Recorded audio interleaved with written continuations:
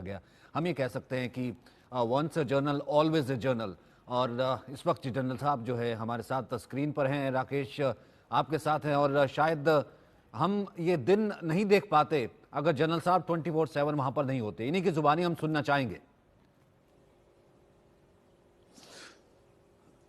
देश का सबसे बड़ा ऑपरेशन और सफल ऑपरेशन किस तरह से रहा, इसमें कई नायक रहे, लेकिन उसमें से एक और महत्वपूर्ण नायक जनरल बीके सिंह हमारे साथ हैं। बीके सिंह साहब, आप हमेशा जंग की रणनीति बनाते रहे हैं। टनल के अंदर मिली इस जीत के लिए आपको बहुत बहुत बधाई इंडिया न्यूज की ओर से। और पहले दिन से आखिरी दिन तक आप इस मिशन से जुड़े रहे। जनरल साहब, जीत की रणनीति कैसे बनी और आपके लिए मिशन कितना चुनौतीपूर्ण रहा? देखिए, अगर आप बधाई की बात करते हैं तो मैं कहूँगा कि आप प्रधानमंत्री जी को बधाई दीजिए, क्योंकि परिवार के मुखिया के तौर पर वो इसके अंदर पूरी तरह से जुड़े रहे। उनका मार्गदर्शन भी मिलता रहा, निरंतर निगरानी होती रही, निरंतर वो फीडबैक लेते रहे। उनकी टीम हमारे पास वहाँ पे मौजूद थी ताकि अगर हमको किसी साधन की ज़रूरत है वो साधन मुहैया करा दिया जाए। और जो हर ऐसी विपत्ति के अंदर एक उनका चरित्र सामने आता है, बिल्कुल सब आगे आकर खड़े होते हैं, तो बधाई और श्रेय उनको मिलना चाहिए। हम लोग थे वहाँ पर ये देखने के लिए कि हमारा जो डिपार्टमेंट है उसकी टनल है ये, और उसको कैसे ठीक किया जाए। इसके अंदर हमारे मंत्री गडकरी जी भी निरंतर उसको देख रहे थे। हमारे सचिव अनुराग जैन जी वहीं पर मौजूद थे ताकि फैसले लेने के अंदर ये ना हो कि कोई दिल्ली फ़ोन करे या दिल्ली से फिर वापस उसके बारे में बातचीत हो, ताकि हर चीज़ ऐसी हो जिसपे समय व्यर्थ ना जाए। और मैं कहूँगा कि हम सबको उन सब कार्मिकों को धन्यवाद देना चाहिए जो वहाँ हर कार्य, चाहे ऑगर मशीन के अंदर लगे हों, चाहे पाइप को करने में लगे हों, चाहे वेल्डिंग करने के अंदर, बहुत मुश्किल काम था। पाइप के अंदर घुसकर वेल्डिंग करनी या पाइप के अंदर घुसकर ऑगर के पंखे काटने और उसके बाद ऑगर का शाफ्ट काटना, उसको निकालना बहुत मुश्किल काम था। हमें उनको भी धन्यवाद देना है जिन्होंने आगे जाकर मैनुअली मलबा हटाया, उसके बाद पाइप को आगे किया जा सका और अल्टीमेटली हम दूसरी तरफ निकल गए। हमारे SDRF, NDRF, आर्मी, सब लोग जो वहाँ पर मौजूद थे अलग अलग तरीके से। उत्तराखंड की सरकार पूरे तरीके से कमिटेड थी। कभी हमको ये ऐसा नहीं लगा कि हम किसी और उसके अंदर हैं। वहाँ पे उनके लोग थे, जिस भी चीज़ की ज़रूरत हुई एकदम से पूरी होगी। मुख्यमंत्री जी खुद कई बार आए। मुख्यमंत्री जी जो उत्तराखंड के जो लोग फंसे थे उनके परिवार वालों से मिलकर आए। तो ये एक समन्वय जो है ये एक आदमी के कारण आता, परिवार के मुखिया के कारण। परिवार के मुखिया, उसी पर मैं सवाल पर आ रहा था कि सरकार के लिए उत्तरकाशी टनल में 41 मजदूरों की जिंदगी बचाना जो है सबसे बड़ी चुनौती थी। आप लगातार प्रधानमंत्री मोदी के संपर्क में थे। इस मिशन को कामयाब बनाने में प्रधानमंत्री मोदी का पूरा योगदान है और इसे जनता भी इसे साफ तौर पर मान रही है। हालांकि विपक्ष के नेता ऐसे मौकों पर भी राजनीति से बाज नहीं आते। और आप क्या कहेंगे? किसके बारे में? विपक्ष की। हाँ, विपक्ष के बारे में मैं क्या बोलूं, जिनका वैसे ही पूरा का पूरा व्यवहार ही नकारात्मक है, उसके बारे में बोलने का फायदा क्या है? थोड़ी सकारात्मक बात तो करते, यानी कोई ऐसी बात करते जो युक्ति संगत हो। आप बिना युक्ति संगत बात के टीका टिप्पणी करने लगे तो उसमें क्या बोलना है? वो व्यर्थ है अपना समय बर्बाद करना। लेकिन प्रधानमंत्री मोदी लगातार जो है जिस तरह से नेतृत्व कर रहे थे, चुनावी रैलियों के बीच में लगातार जानकारी लेना, आप लोग इससे नहीं लगा कि मुखिया जब इस तरह से मुस्तैद है तो फिर तो तभी तो सब लोग डटे रहे। तभी जो लोग काम करते थे पूरी रात काम करते थे, दिन काम करते थे। एक हमारी समझ थी कि कैसे इसको रेस्ट दिया जाए। वो कहता मुझे रेस्ट नहीं चाहिए,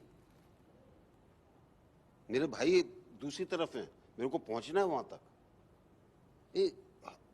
हमारे लिए ये भी एक चुनौती थी कि कैसे उनको रेस्ट दिया जाए, कैसे हम उनको आगे लेकर चले।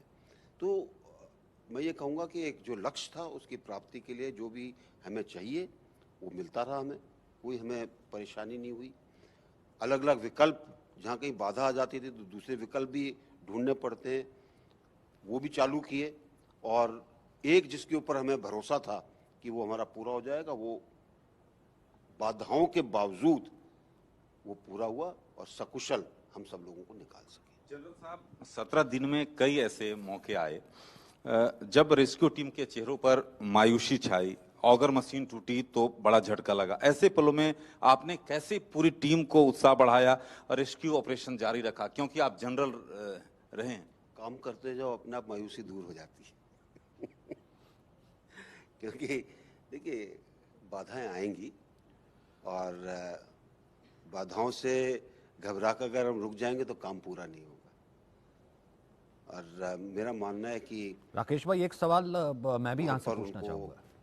थोड़ी प्रेरणा देनी पड़ती है, बाकी काम करना पड़ता है, दूसरों को थोड़ा लगाना पड़ता है ताकि काम आगे बढ़ सके।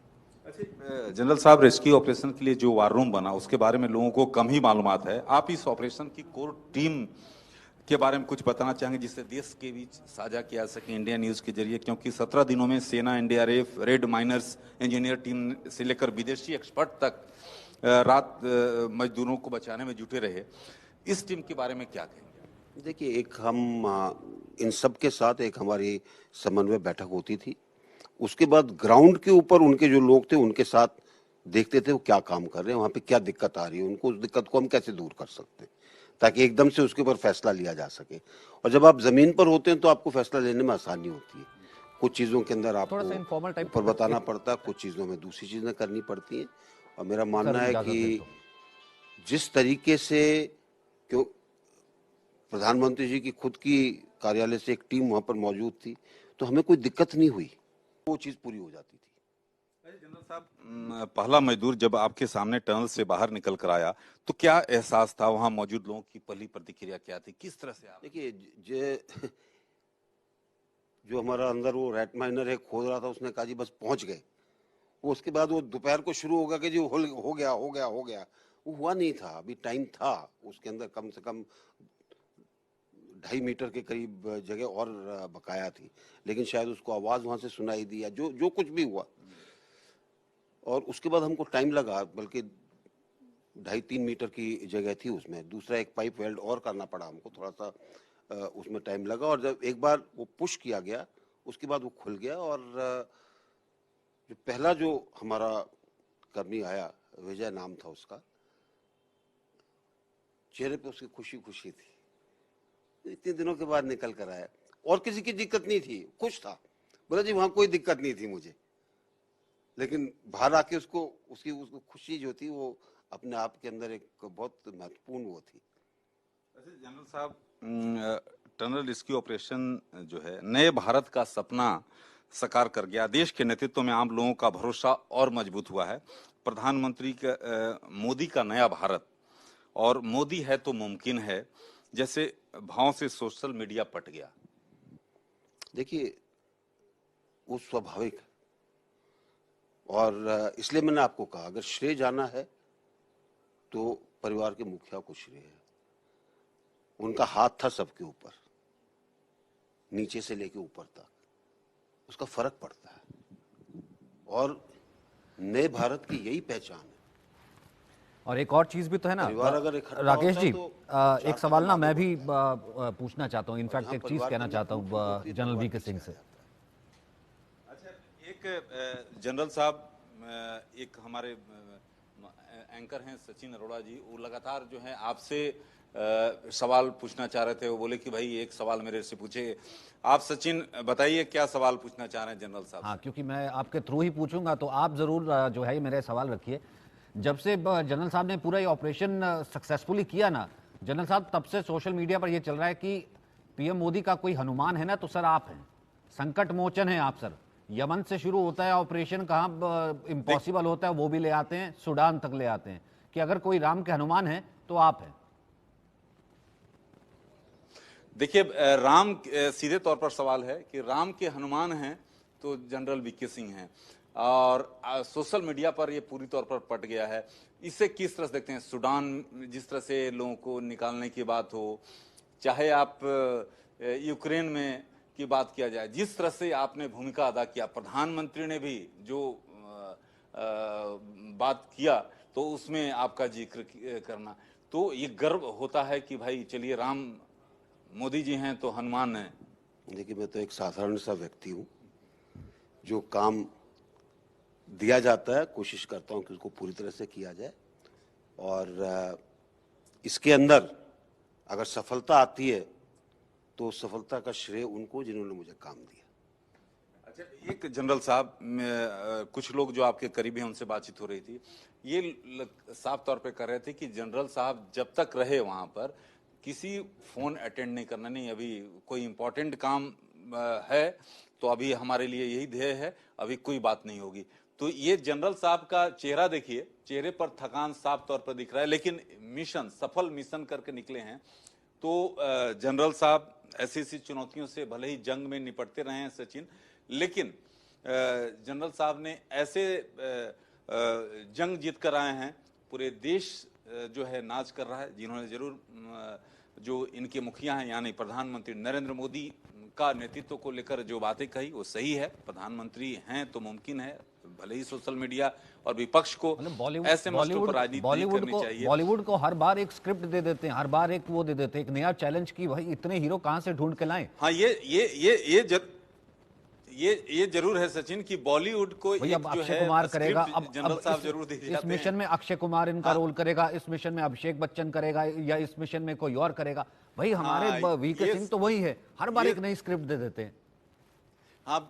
हाँ, वीके सिंह हर बार स्क्रिप्ट देके जाते हैं, अक्षय कुमार वो रोल करेंगे या अभिषेक बच्चन करेंगे। जनरल साहब आप कोई चुनौती नहीं। तो देखिए, जनरल साहब काफी सहज व्यक्ति हैं, और जिस तरह से जनरल साहब जब थल सेना अध्यक्ष थे, जब हम लोग मिलते थे तो इसी तरह से हंसमुख तरीके से बात लगातार करते रहना, और जो भी काम मिलना सचिन उसको बखूबी एक जिस तरह से एजेंडे के तौर पर लेना और उसको सफलतापूर्वक अंजाम देना। तो जनरल साहब हमारे साथ जुड़े, इसके लिए बहुत बहुत शुक्रिया, बहुत बहुत धन्यवाद।